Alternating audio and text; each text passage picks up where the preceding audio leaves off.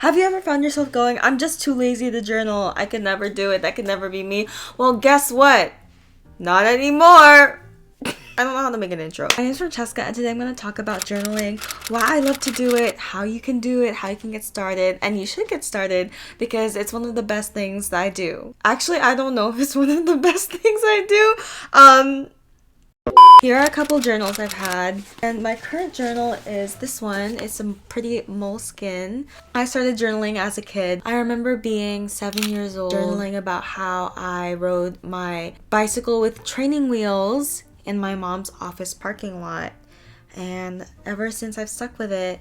I just always found the Dear Diary aesthetic to be so cutesy.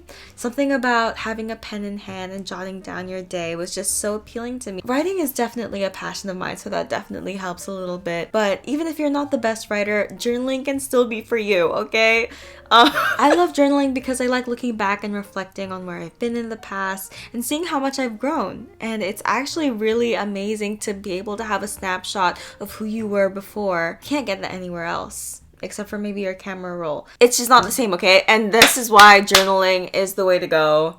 You just have to believe me. I just love seeing what I did, what I thought, what I hated, what I loved. Nothing really captures the intricacies of your thoughts as much as journaling does, in my opinion. So, now you're wondering, why does journaling matter so much? What is she talking about? There are mental health benefits because you get all that gunk out of your brain and onto the page. Journaling said to reduce stress and anxiety. Sometimes I find myself journaling about all the things I'm mad about, and then low-key my anxiety spikes up when I journal like that. It also provides a super safe space to express your emotions. Sometimes you're a bit ashamed of your emotions or a bit afraid of them, and you don't really want to bring them out with real life people who can judge you even if they say they won't judge you. But guess what? The page won't judge you. Journaling also really helps with personal growth because you can track your progress, you can set goals for yourself, you can do all that it girl trendy Pinterest 2025 new year new me thing. You can do whatever you want with a notebook. It also encourages self-reflection and self-understanding because when you really examine what's going on when you write things down, you begin to discover things about yourself, and that's kind of amazing. You kind of discover the patterns of thought you fall into, the things that you obsess over, the things that you find exciting and interesting to note down. All in all, it does unleash your inner creative side even if you don't think you're creative. Every single person is creative. I have a prof right now who says she asks people not, are you creative, but how are you creative? And they always end up finding something. Simply living is a creative thing.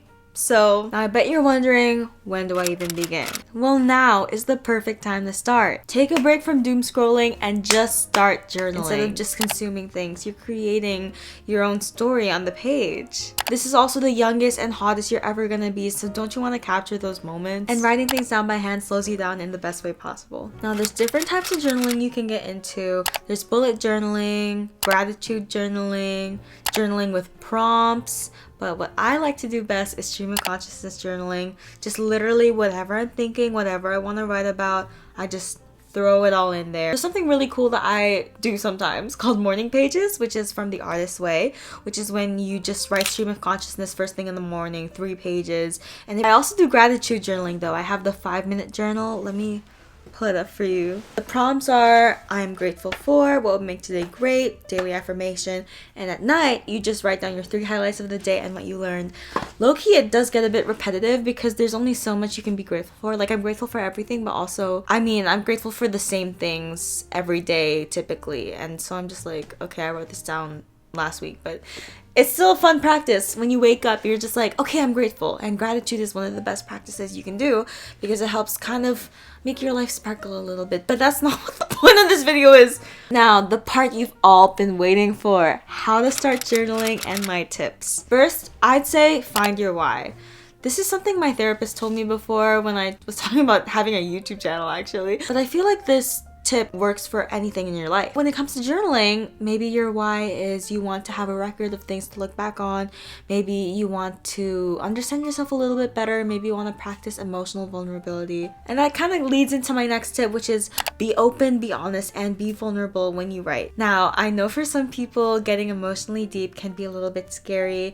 It's so common for people to just push away their emotions and lock things up in a little box and just be okay. But it's very healthy to express what you actually feel so you can actually process things and then hopefully get over negative emotions. And I find that journaling, since it allows you to truly vent and explore the deepest, darkest crevices of your mind, you can actually go through that emotional process of getting over things and understanding what makes you tick. Not to brag, but I would consider myself to be a pretty emotionally intelligent person. I hope. And I think journaling helps me a lot with that because I'm so used to the practice of actually feeling my feelings and articulating them. Another tip I have is to write about what actually excites you. I know I went through a phase where I was like, oh, I don't want to journal because I have to write about what I did today and that's so boring. Like, just write about whatever's on your mind that you actually want to get deeper with and explore. Write about that crush you have, write about your biggest passions, write about your biggest fears. You can write about anything, good or bad, and it'll just stay in your little journal.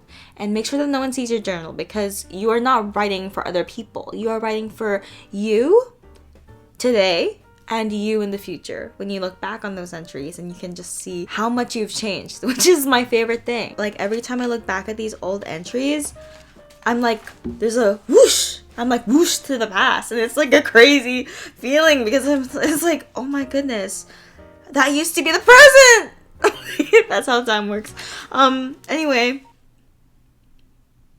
But also, sometimes you want to have a little fun with it. Make it enjoyable for older you to read. Like, add a little bit of humor. Pretend you're talking to your best friend. Also, keep it simple. Don't overcomplicate it. Literally, just sit down and write. There's no such thing as a perfect journal.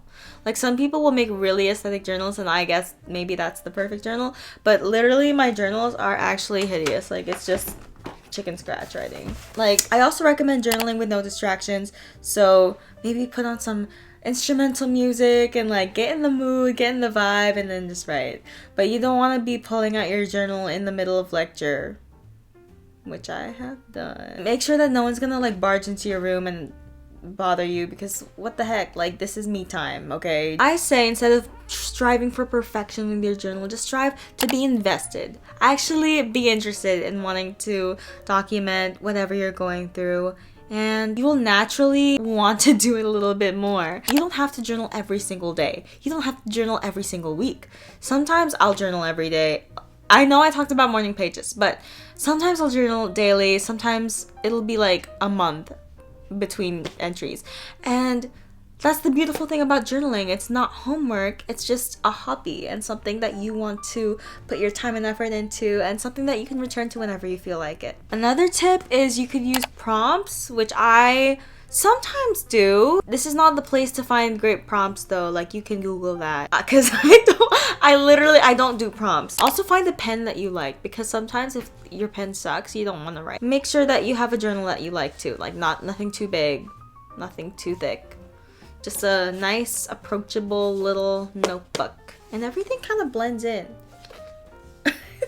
Anyway, overall, I'd say that my favorite thing about journaling is how I'm able to just be myself and really get to understand myself. I think it's important to know who you are and to be confident in who you are. And I think journaling really helps with that because you're able to see every facet of yourself, even the ones that you don't want to bring to the surface, like finding that bravery, that vulnerability and honesty to bring everything onto the page is just so nice to look back on. And then when you're 80, you have your whole autobiography right in front of your face. Isn't that just the most beautiful thing ever? I wish you the best of luck in starting your journaling journey, your journally. This is actually the worst video I've ever made. Thanks so much for watching. Hopefully you enjoyed. If you didn't enjoy it, hopefully enjoy the next one. And I will see you in the next one. Yes. Bye-bye. Ask about my day. I'm tired, but you